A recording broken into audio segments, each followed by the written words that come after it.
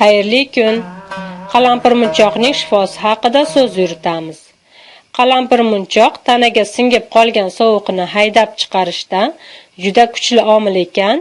Shunday qilib sovuq o'tishidan kelib chiqadigan barcha kasalliklarga qalampirmunchoq posbonlik vazifasini o'tar ekan. Qalampirmunchoqqa nam tegdi deguncha, u shifobaxshlik xususiyatini ko'rsata boshlaydi.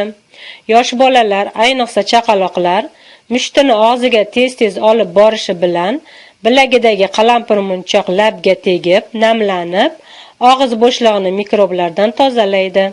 Yoqimsiz hidlar esa yo'qoladi.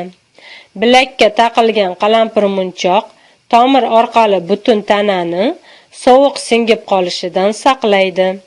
Ayollar, qizlar, yosh bolalar, chaqaloqlar uchun qalampirmunchoqning shifosi ko'proq. Sovuq o'tishidan soch to'kilsa, 4 dona qalampirmunchoqni choy qilib damlab ichib turish kerak.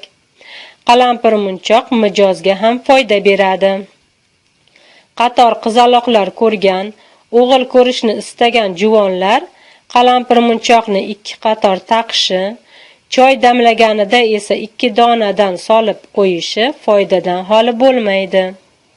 Qishda qattiq sovuqda uzoqroq qolib, tanasi titrab qaqshayotgan odamga 8 dona qalampirmunchoq piyolaga solinib, ustidan qaynoq suv quyilib, 20-25 daqiqa damlab, ivitib ichiriladi. Ma'lumot uchun, qalampirmunchoq sotib olishda uning yarim shar shaklidagi do'ppisiga e'tibor beriladi. Do'ppisi yo'q bo'lsa, oldindan ivitilib, suvi olinganini bildiradi. Chunki ivitilganda uning do'ppisi tushib ketadi.